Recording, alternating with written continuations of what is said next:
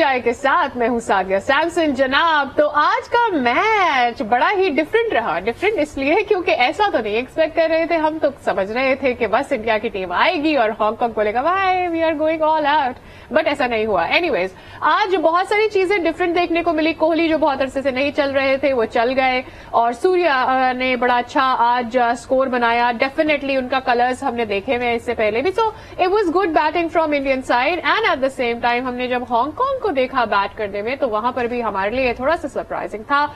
150 से ऊपर तक चले गए। सबसे बड़ी बात यह है कि उन्होंने पूरे 20 ओवर्स खेले, जो कि बाकी बड़ी टीम्स को हमने स्ट्रगल करते हुए देखा है। 20 ओवर्स के लिए लड़ते हुए देखा कि कब खत्म होंगे और कब हमारी बैटिंग पहले खत्म ना हो जाए ओवर्स खत्म होने से।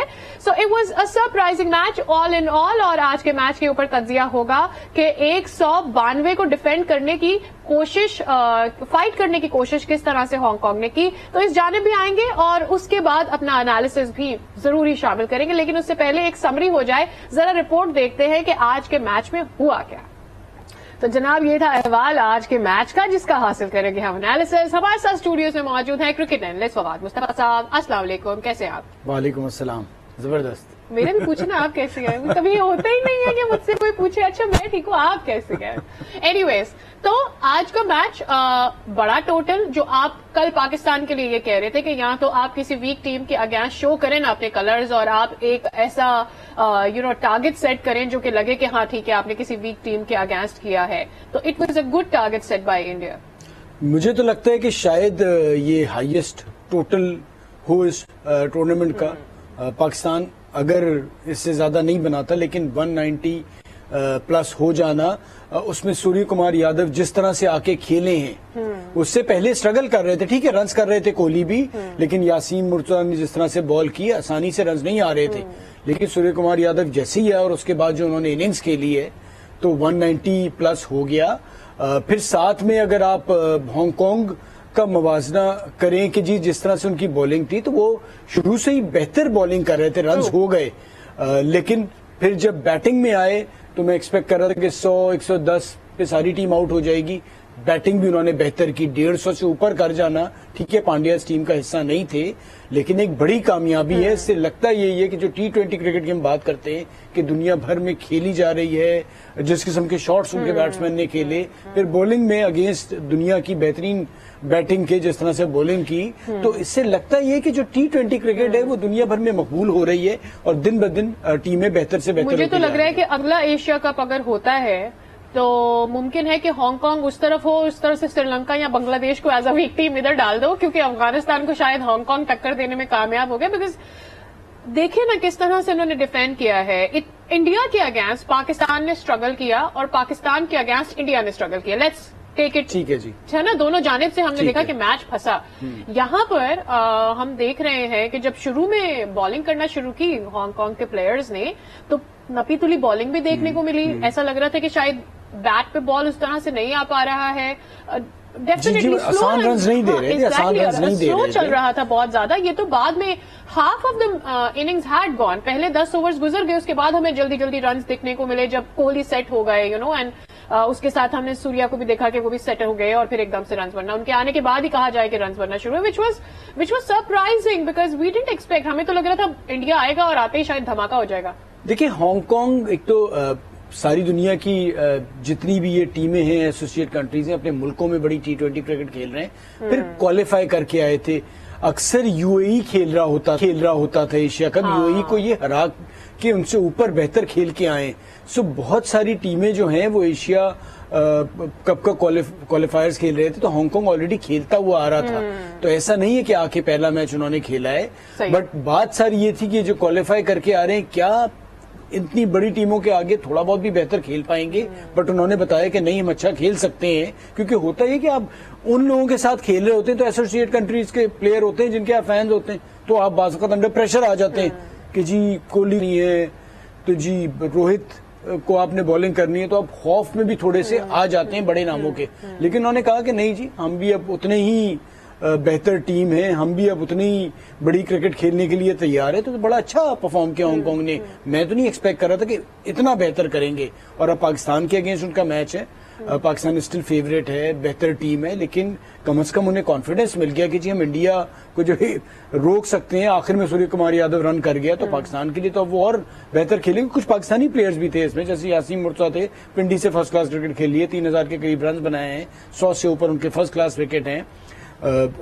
बाबर जीशान, ये सारे कुछ लड़के हैं जो पाकिस्तान में थोड़ा बहुत खेल चुके हैं। एग्जैक्टली और हमने कुछ इंडियन प्लेयर्स भी देखे डिफरेंट, जिनकी ओरिजिन इंडिया से है, एंड देन ऑब्वियसली यही प्लेयर्स है ना। हांगकांग में अपना तो देखें तो क्या एस्टैब्लिश है as far as cricket is concerned, इसलिए तो जाहिर है आपको यही कहीं से प्लेयर्स जिनकी आपको पाकिस्तान के नेटिव्स हैं या फिर वो इंडिया के हैं, एनीवेज। लेकिन इसके अलावा आज हमें कोहली अपने कलर्स में बैक दोबारा से नजर आए, जो कि एक अच्छी चीज थी, but will that be alarming for Pakistan?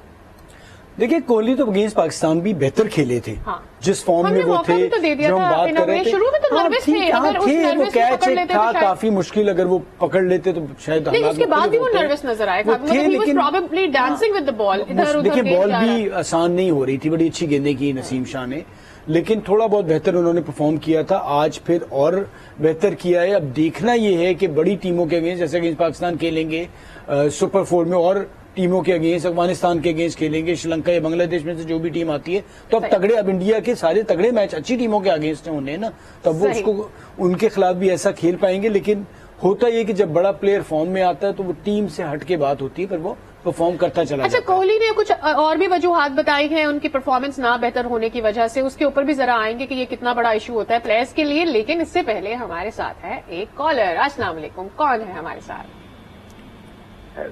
वालेकुम अस्सलाम। जनाब, आपका नाम क्या है? मेरा नाम समी है। क्या कहना चाहते हैं?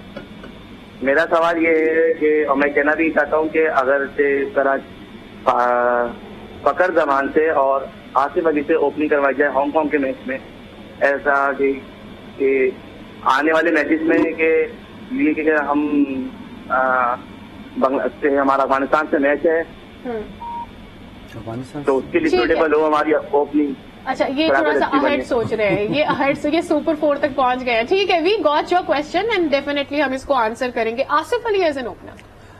नहीं, ये तो मुझे कहीं से भी नहीं लगता। आसिफ अली, फखर वाली बात तो हम जब से टूर्नामेंट शुरू हुआ है तब से कर रहे हैं, लेकिन आसिफ अली बात तो कहीं से भी समझ में आने वाली नहीं है।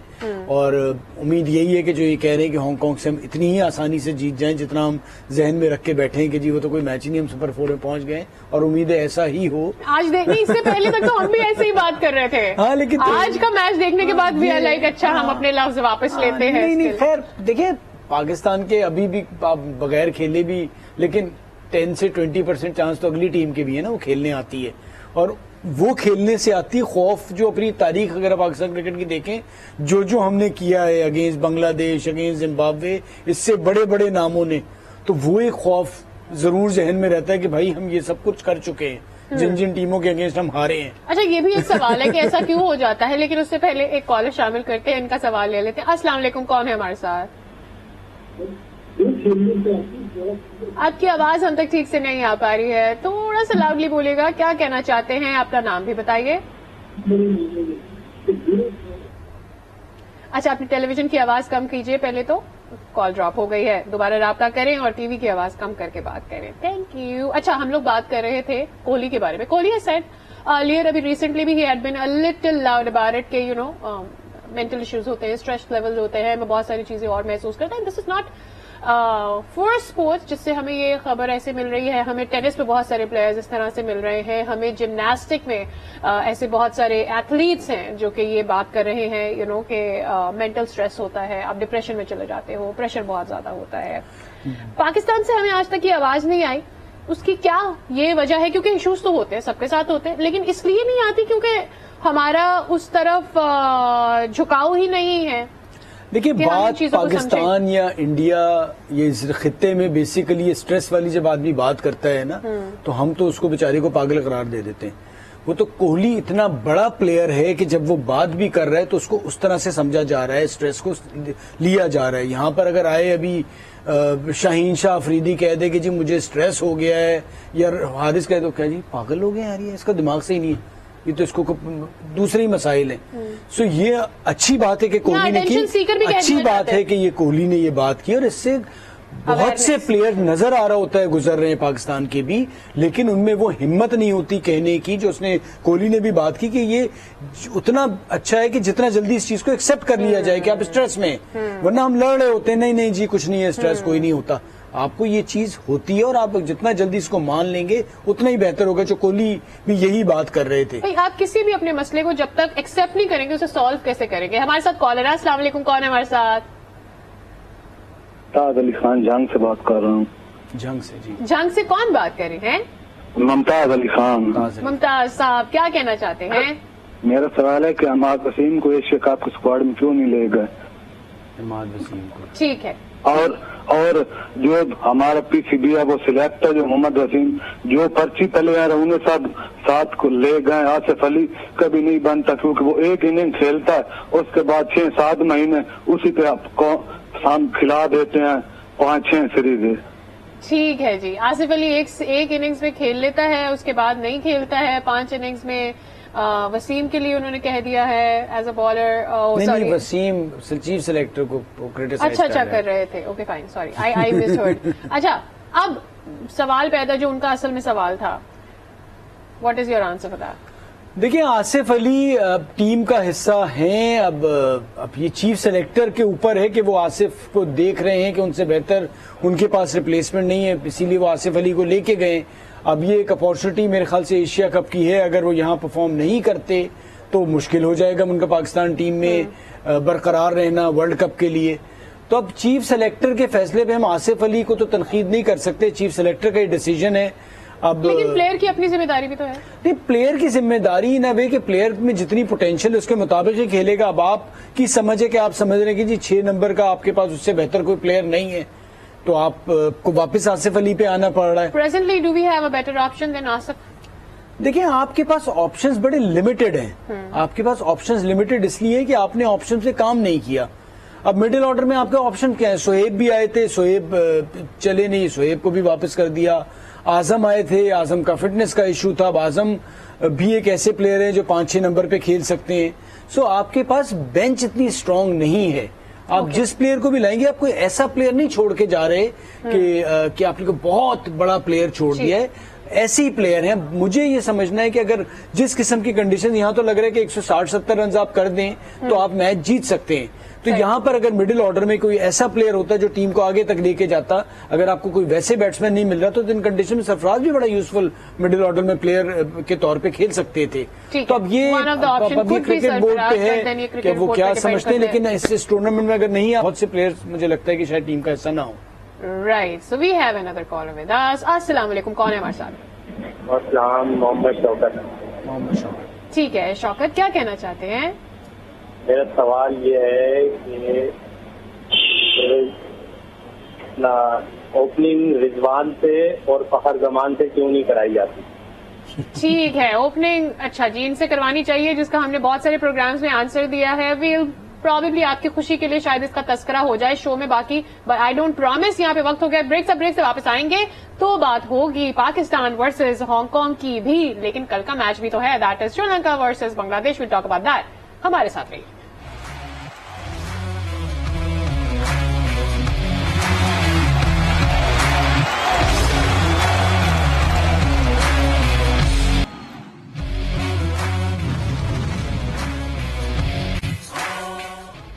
Welcome back again. और आज के मैच से आगे पीछे जुड़ी हुई जितनी भी खबरें हैं वो हम शामिल कर रहे हैं और उसके ऊपर एनालिसिस का सिलसिला हमारा जारी है। और हम यही बात कर रहे हैं अभी तक कि हमने जो आज का मैच हुआ है हांगकांग और इंडिया के दरमियान, उससे हमने क्या हासिल किया है, बिकॉज अगला मैच हमारा भी हांगकांग के अगेंस्ट है और बहुत सारी चीजें हैं, जो बहुत सारे एस्पेक्ट्स हैं जिनके ऊपर हम रोशनी डाल रहे हैं, जिसमें से एक ये है कि आज पांड्या को उन्होंने रेस्ट करा दिया है। इसके ऊपर बहुत सी भी तनकीद भी हो रही है पाकिस्तानी वे में। अगर बात करें पाकिस्तान के लिए पाकिस्तानी प्लेयर्स को हम क्यों नहीं रेस्ट करा देते, हम नेदरलैंड्स के खिलाफ जाते हैं तो अपने सारे प्लेयर्स को, खास प्लेयर्स को, अच्छा एक दो लोगों ने तो ऐसा भी किया कि भाई जो आपके खास प्लेयर्स होते हैं उनको आप ऐसे इस्तेमाल करते हैं जैसे ज्यादा करेंगे तो डायबिटीज ना हो जाए, शुगर का कम इस्तेमाल किया जाए। तो ऐसे मजाक भी आए, ऐसी मीम्स भी मैंने पढ़ी, विच इज आपको क्या लगता है टू अ लेवल करेक्ट और नॉट? देखिए, पांड्या को उन्होंने बिठाया, हमारे यहाँ हम ये गलतियां कर रहे होते हैं कि हम जो छोटी टीमें भी हैं, एसोसिएट कंट्रीज भी हैं, उनके अगेंस्ट भी अपनी पूरी बड़ी टीम खिला देते हैं। हमें रेस्ट कराना चाहिए, बिल्कुल कराना चाहिए। उसमें दो चीजें हैं, एक तो हमारा प्लेयर मेरे ख्याल से कोई मैच छोड़ने को तैयार नहीं है। उसकी वजूहत क्या है? मेरी नज़र में एक वजह तो यह है कि इनसिक्योरिटी ये है कि माजी में भी ऐसा हुआ कि कुछ प्लेयर को एक मैच में रेस्ट कराया और उसके बाद वो सारी जिंदगी के लिए रेस्ट कर गया, तो वो खौफ भी मौजूद है।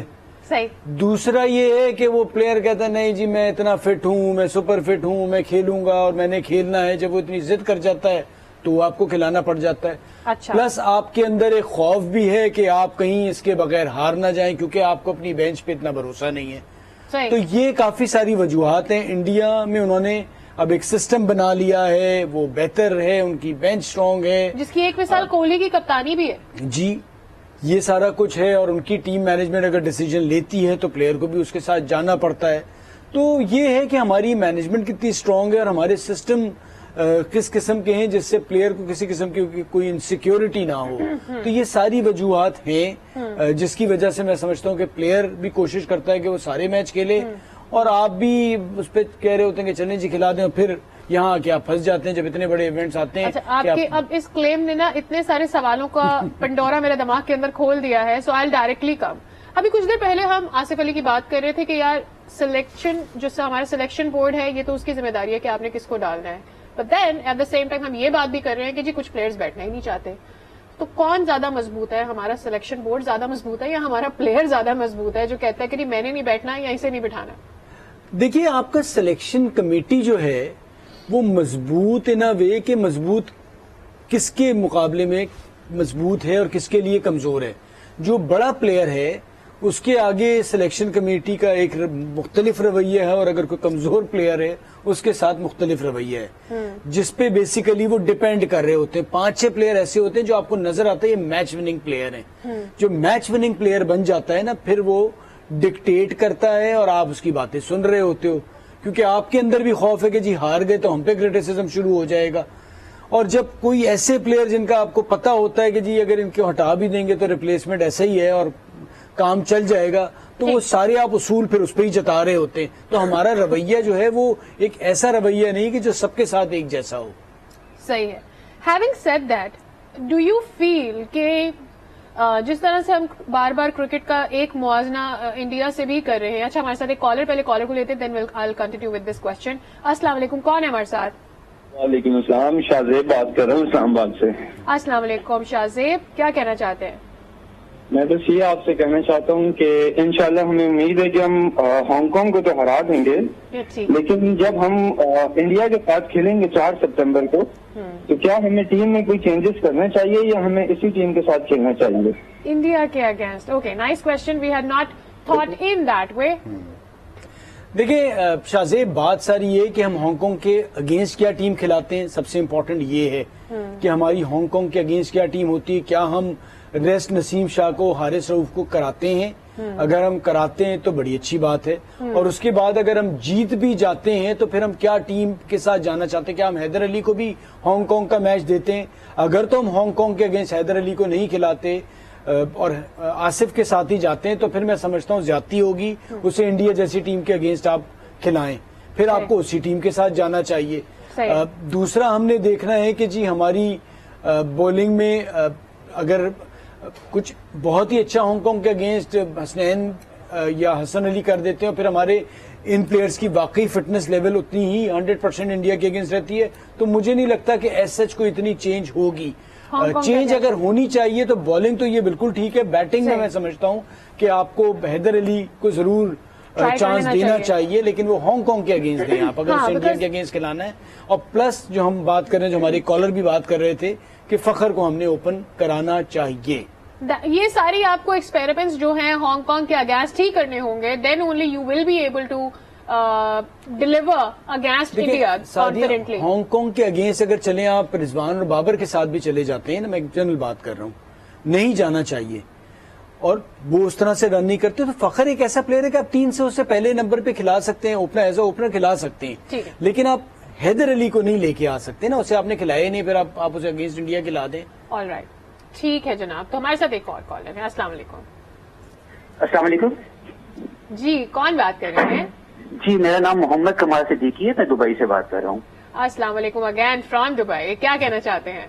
अच्छा, मेरी सिर्फ एक सजेशन है, अभी आपके कॉलर ने ऑलरेडी कहा है मोहम्मद आसिफ के हवाले से, तो मेरी सिर्फ उसमें एक सजेशन ऐड है कि चलो उनके सिलेक्शन के ऊपर जो आप डिस्कशन कर रहे हैं कि इसको क्या होता है, एक डिफरेंट इशू है, अब वो ऑलरेडी टीम में है जिस तरह अभी बात हो रही थी, तो मेरी सजेशन ये कि क्योंकि वो नॉर्मली बाउंड्री लाइन पे कैच के आउट हो रहे हैं, तो अगर उनको ओपनर ही खिलाया जाए एज ए, तो कम से कम ये होगा कि वो ज्यादा रन कर सकते हैं, एक तो पाकिस्तान को स्टार्ट अच्छा मिल सकता है, कम से कम 2 फील्डर बाहर होंगे तो उनके रन बनाने के चांसेस ज्यादा बढ़ जाएंगे। अगर वो हिट भी करते हैं तो कोई कैच लेने वाला, मतलब 2 फील्डर होंगे तो उनकी चांसेस है कि वो रन कर सकते हैं, मतलब तो इस पॉइंट ऑफ व्यू से जो कॉलर की सजेशन थी वो मुझे इस लिहाज से मैंने कहा उसको डिफाइन करूं कि वो सुटेबल हो सकते हैं पाकिस्तान के लिए, क्योंकि पहले भी जो है हम लोग हार्ड हिटर ओपनर के साथ अच्छा स्टार्ट ले सकते हैं, मतलब ठीक। It was more of an advice, but do you want to add anything? बात सारी है कि हम तो फखर को ही एज ए ओपनर अभी नहीं खिला रहे हैं, सही है। तो मुझे नहीं लगता कि आसिफ अली इतना बड़ा हमको चांस लेंगे या रिस्क लेंगे। दूसरा ये कि आसिफ अली को जो टीम में रखा गया है वो इसीलिए रखा गया कि 6 नंबर पे आके वो ग्राउंड से बाहर गेंदें फेंक रहे होते हैं। अब वो अगर नहीं फेंक पा रहे हैं तो अब ये तो सिलेक्शन कमेटी से सवाल होगा, और अभी टूर्नामेंट बाकी हो सकता है कि वो अगले मैचेस में अच्छा करें। हम अभी से ग्राउंड पीपल से भी आप सवाल कर सकते हैं कि भाई आपने क्यों ऐसा बना दिया कि गेंद जो है वो बाउंड्री से बाहर नहीं जा रही। नहीं, लेकिन थोड़ी तो रस्सी इधर अभी टूर्नामेंट का एक ही मैच हुआ है, हम माजी के मैचेस छोड़ दें, अभी उन्होंने नहीं किया। आपका नेक्स्ट मैच हांगकांग के अगेंस्ट है, इवन फिर इंडिया के अगेंस्ट। 6 टीमें हैं फवाद साहब टूर्नामेंट के अंदर, आप सुपर 8 नहीं सुपर 4 की बात कर रहे हैं। आपको लग रहा है कि इतने मैचेस होंगे कि हम एक प्लेयर को इतना मौका दे सकते हैं? हम इवेंचुअली आप 3 टीमों के आगे पीछे खेलेंगे आपका एक मैच के बाद अब आपने 3 मैचेस और खेलने हैं ना, उन 3 में से आप अगर 2 जीतेंगे तो आप फाइनल में चले जाएंगे। तो अब आपकी मैनेजमेंट सिलेक्शन कमेटी ने अब यही 15 हैं, अब इनमें देखना है कि आसिफ से आपने ये काम आसिफ बेहतर कर सकते हैं या हैदर कर सकते हैं। अब तो आपको अगर पूरा ट्रस्ट उसके ऊपर है और आपने इसीलिए उसे टीम में रखा है तो ठीक है, फिर आप खिलाएं। सही। फिर आपको यकीन होना चाहिए कि चलें जी इस मैच में नहीं, वो अगले में चल जाएगा या उसके बाद, और अगर नहीं चलता तो फिर सवाल सबसे होगा कि भाई क्यों रखा गया था। तो आपको अपॉर्चुनिटी तो है ना कि आप चेंज कर सकते हैं अगर आप नहीं चेंज कर रहे। लेकिन ये ओपनर का इसलिए मुझे नहीं समझ लग रहा कि आप अभी फखर पे ही डिसाइड नहीं कर पा रहे कि उसे एज ए ओपनर खिलाएं, तो आप कहां आसिफ अली को इतना ऊपर ले आएंगे? Definitely it's out of question. अच्छा, एक जो बात बहुत आम है that I really want to talk about is, हम बार बार रीजनल क्रिकेट की बात करते हैं, डिपार्टमेंटल क्रिकेट की बात करते हैं, यू नो, अब जब हम बड़ी टीम्स की बात करते हैं एशिया के अंदर, देन वी से पाकिस्तान एंड इंडिया। लेकिन जब हम, क्योंकि दोनों तरफ अगर देखा जाए तो क्रिकेट एक ही जितनी खेली गई है, यानी एक ही जितनी एज है क्रिकेट की दोनों कंट्रीज के अंदर। ऑब्वियसली वो बड़ा मुल्क है, जितनी ज्यादा पॉपुलेशन है उनके पास उतनी ज्यादा रिसोर्सेज है, और उन रिसोर्सेज को इस्तेमाल करके वो नया टैलेंट भी ज्यादा लेकर आ सकते हैं। बट आप एक सिस्टम सेट करते हैं और उस सिस्टम को आप रिस्पेक्ट करते हैं, अबाइड करते हैं, और आप सोच लेते हैं कि बस इसी सिस्टम के साथ आपने जाना है। हमारे यहाँ ये भी नहीं होता। ये क्यों नहीं होता और इसको करने में हम अभी तक क्यों काम, क्योंकि अगर देखा जाए तो निचली सतह पर ही, ग्रास रूट लेवल पर ही इंडिया में और इतना ज्यादा प्लेयर निखर जाता है, उसको इतना कंपटीशन फेस करना पड़ जाता है। और मेरे ख्याल में बहुत सारे ऐसे प्लेयर्स होंगे जो तो ऊपर तक आ भी नहीं सकते। उतना पाकिस्तान तो प्रोड्यूस नहीं कर पा रहा है, but still there lot of players जो कि आते ही नहीं ऊपर तक। I you understand where I am heading? देखिए, ग्रास रूट लेवल पे तो हमारी यहाँ क्रिकेट कम से कमतर हो गई है, बिल्कुल खत्म हो गई है एक्चुअली। कोई क्लब क्रिकेट नहीं है, जो हो भी रही है वो 20-20 ओवर की क्रिकेट हो रही है। तो आपके पास प्लेयर्स प्रोड्यूस हो ही नहीं सकते जब तक ग्रास रूट लेवल पे आप क्रिकेट ना करें, तो आपके सिस्टम तो है ही नहीं। फिर दूसरा ये है कि सिस्टम नया सेटअप आता है, सिस्टम चेंज हो जाता है। दुनिया में कहीं भी क्रिकेट खेली जाती है, पॉलिटिकल सेटअप कह लें तो वही उसके बाद क्रिकेट बोर्ड में जो भी नए लोग आते हैं, रादर के वो ये सोचें कि जी एक सिस्टम में से बेहतर चीजें ली जाएं और उसमें मिला के एक बना लिया जाए और सबको बिठा के डिसाइड किया जाए कि अगले 25-30 साल तक इसे ना छेड़ा जाए या अगर इसमें कोई चेंजेस करनी है तो इसे बेहतर किया जाए। हर एक नया आदमी आता है और वो फिर उसके बाद चला जाता है और अकाउंटेबल भी नहीं होता, तो वो एक सिस्टम इस तरह से खराबतर होता गया है। अब आपके पास इस वक्त ऐसा सिस्टम बन गया है कि आपके पास प्लेयर्स का जो पूल है वो कम हो गया है। दूसरा ये है कि जो 19 साल की उम्र से बच्चे आगे बढ़ जाते हैं, अब आपके पास बेसिकली जगहें कहाँ हैं, 6 टीमें, 90 प्लेयर्स आपके फर्स्ट 11 में, 90 आपके सेकंड 11 में, तो अब 180 प्लेयर्स खेलेंगे। उनमें से भी 100 के करीब तो वो प्लेयर्स हैं जो ऑलरेडी खेल रहे हैं। हर साल 2-2, 3-3 प्लेयर्स ऊपर आते हैं। अब उनमें से कितने कामयाब होते हैं और कितने नहीं, तो आपने अपनी आबादी के हिसाब से वो क्रिकेट बिल्कुल चेंज कर दी है। तो फिर अब वो ऐसा ही होगा जो हो रहा है।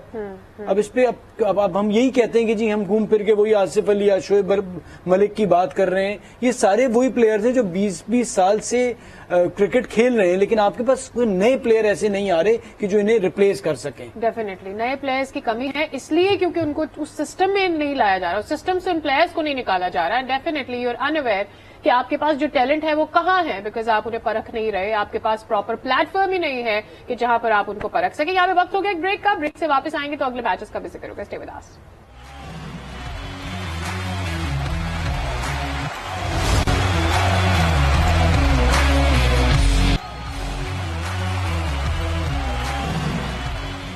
Welcome back again. तो जनाब मैंने कहा था कि हम कल के मैच पर भी थोड़ी सी बात करेंगे, that is Bangladesh and Sri Lanka. और एक जो पॉइंट अभी मेरे जहन में मैं और अभी फवाद डिस्कस कर रहे थे वो ये है कि वो पेसर्स जिन्होंने पाकिस्तान को थोड़ा सा परेशान कर दिया था वो आज कैसे पिट रहे थे, तो इस पर भी थोड़ी सी बात कर लेते हैं। ऐसा क्या हुआ कि आज पिट गए, उस दिन चल गए?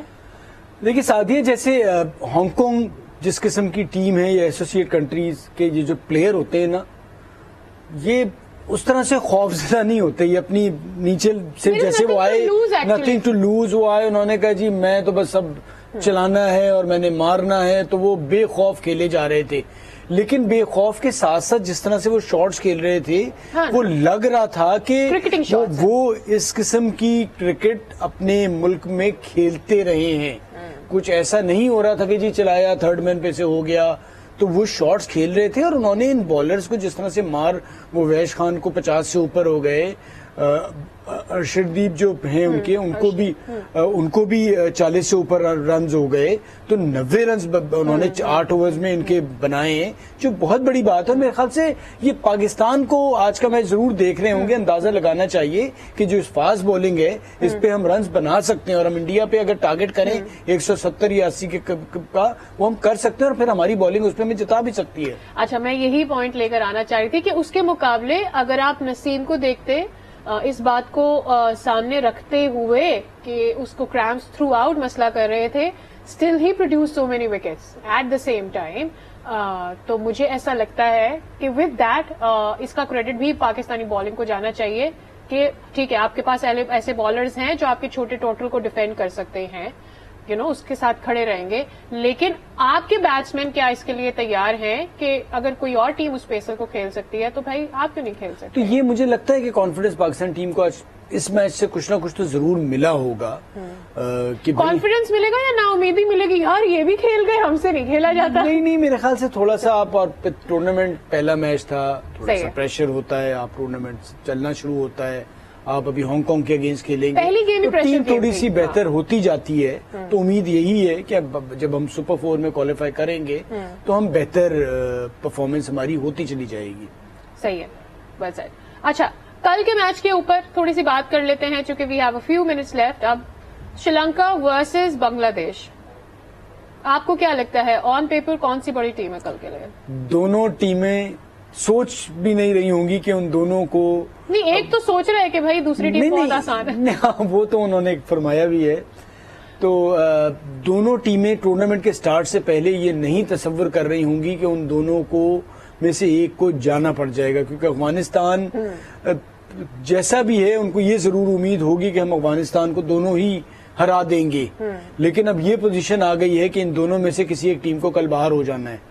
अच्छा, श्रीलंका मुझे थोड़ा सा बेहतर लग रहा है क्योंकि शारजा में जो कंडीशंस थी वहां बांग्लादेश को थोड़ी सूट ज्यादा कर रही थी, बट जब मैंने उनकी फास्ट बॉलिंग देखी और जिस तरह से अफगानिस्तान उनके अगेंस्ट खेला तो मुझे लग रहा है कि श्रीलंका को थोड़े से चांसेस मुझे लग रहा है कि ज्यादा हैं, क्योंकि श्रीलंका की बैटिंग ठीक है, थोड़े जल्दी फास्ट बॉलर्स पे आउट हो गए थे। श्रीलंका किसी भी हैविंग सेड की जो अभी ट्वीट आई है एक थोड़ा सा ओवर कॉन्फिडेंट तो नहीं नजर आ रहे आपको? ठीक है, उनका जवाब तो मेहंदी हसन ने उन्हें दे भी दिया था कि भाई ग्राउंड में मिलेंगे। ये एक वैसी हंसी मजाक में भी चीजें होती रहती हैं, लेकिन श्रीलंका को कंडीशंस जो दुबई की हैं, एक तो वो ऑलरेडी वहां खेल भी चुके हैं, उनको थोड़ा बहुत अंदाजा है। मुझे लगता है श्रीलंका के चांसेस थोड़े से ज्यादा हैं, हालांकि बांग्लादेश T20 में आप कुछ कह नहीं सकते, लेकिन श्रीलंका जितना अभी तक टूर्नामेंट देखा है, और 100 रन पे वो आउट भी हो गए थे, लेकिन उनके नीचे से राजपक्सा ने रन भी कर दिए थे, 2 रन आउट भी हो गए। श्रीलंका जीत सकता है ये मैच, श्रीलंका कल का मैच जीत सकता है, और इसके साथ ही कोई भी टीम जो कल जीतेगी हम उससे डिसाइड कर पाएंगे कि इस जो पूल है या इस ग्रुप से कौन सी 2 टीमें ऊपर आ सकती हैं। That probably we will be able to kind of decide, because अभी तो हमें अफगानिस्तान ही इस पूल में सबसे ज्यादा नजर आया। बाकी टीमें दोनों टीमें एज फार श्रीलंका और Bangladesh is concern comparatively weak नजर आ रही है। अब इन दोनों का ही जब मुकाबला हो जाएगा तो हमें बेहतर कलर नजर आ जाएगा कि कौन सी टीम इन दोनों में ऊपर है। एनीवेज, इसके साथ ही हमारे आज का शो हो गया है खत्म। कुछ क्रिकेट हो जाए, देखते रहिए, अगले शो के साथ फिर हाजिर होंगे।